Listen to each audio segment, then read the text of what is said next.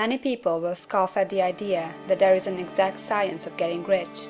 Holding the impression that the supply of wealth is limited, they will insist that social and governmental constitutions must be changed before even any considerable number of people can acquire a competence. But this is not true. It is true that existing governments keep the masses in poverty, but this is because the masses do not think and act in a certain way. If the masses begin to move forward as suggested in this book, neither governments nor industrial systems can check them.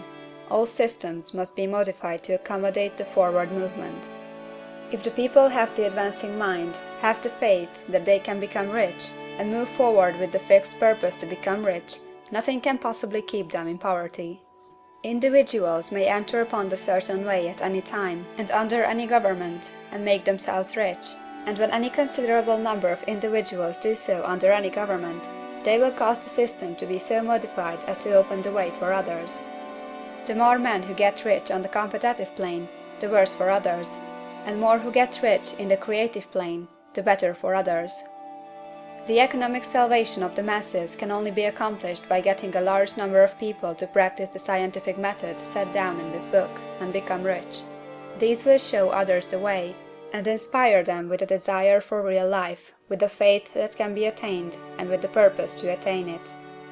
For the present, however, it is enough to know that neither the government under which you live, nor the capitalistic or competitive system of industry can keep you from getting rich. When you enter upon the creative plane of thought, you will rise above all these things, and become a citizen of another kingdom. But remember that your thought must be held upon the creative plane. You are never for an instant to be betrayed into regarding the supply as limited, or into acting on the moral level of competition. Whenever you do fall into old ways of thought, correct yourself instantly. For when you are in the competitive mind, you have lost the cooperation of the mind of the whole. Do not spend any time in planning as to how you will meet possible emergencies in the future, except as the necessary policies may affect your actions today. You are concerned with doing today's work in a perfectly successful manner, and not with emergencies which may arise tomorrow. You can attend to them as they come. Do not concern yourself with questions as to how you shall surmount obstacles which may loom upon your business horizon, unless you see plainly that your course must be altered today in order to avoid them.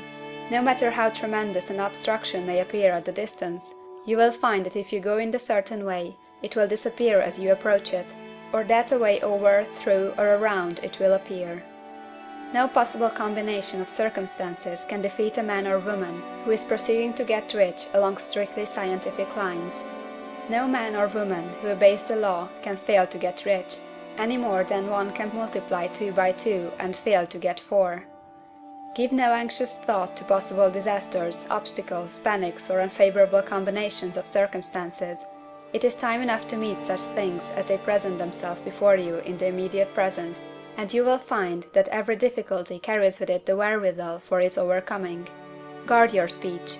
Never speak of yourself, your affairs, or of anything else in a discouraged or discouraging way. Never admit the possibility of failure, or speak in a way that infers failure as a possibility.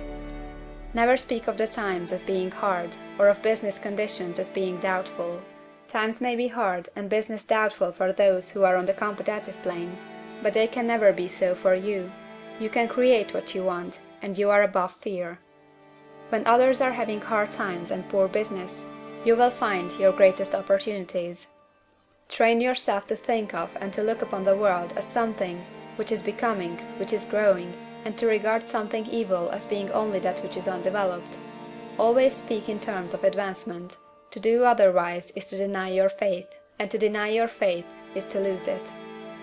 Never allow yourself to feel disappointed. You may expect to have a certain thing at a certain time, and not get it at that time, and this will appear to you like failure. But if you hold to your faith, you will find that the failure is only apparent. Go on in the certain way, and if you do not receive that thing, you will receive something so much better that you will see that the seeming failure was really a great success. A student in this science had set his mind on making a certain business combination, which seemed to him at the time to be very desirable, and he worked for some weeks to bring it about. When the crucial time came, the thing failed in a perfectly inexplicable way. It was as if some unseen influence had been working secretly against him. He was not disappointed; on the contrary, he thanked God that his desire had been overruled, and went steadily on with a grateful mind. In a few weeks an opportunity so much better came his way that he would not have made the first deal on any account, and he saw that a mind which knew more than he knew had prevented him from losing the greater good by entangling himself with the lesser. That is the way every seeming failure will work out for you, if you keep your faith, hold to your purpose, have gratitude, and do, every day, all that can be done that day, doing each separate act in a successful manner. When you make a failure, it is because you have not asked for enough. Keep on, and a larger thing than you were asking will certainly come to you. Remember this. You will not fail because you lack the necessary talent to do what you wish to do. If you go on as I have directed, you will develop all that talent that is necessary for the doing of your work. It is not within the scope of this book to deal with the science of cultivating talent, but it is as certain and simple as the process of getting rich. However, do not hesitate or waver for fear when you come to any certain place you will fail for lack of ability. Keep right on, and when you come to that place, the ability will be furnished for you. The same source of ability which enabled the untaught Lincoln to do the greatest work in government ever accomplished by a single man is open to you. You may draw upon all the mind there is for wisdom to use in meeting the responsibilities which are laid upon you. Go on in full faith. Study this book. Make it your constant companion until you have mastered all the ideas contained in it. While you are getting firmly established in this faith, you will do well to give up most recreations and pleasure, and to stay away from places where ideas conflicting with these are advanced in lectures or sermons. Do not read pessimistic or conflicting literature, or get into arguments upon the matter. Do very little reading, outside of the writers mentioned in the preface.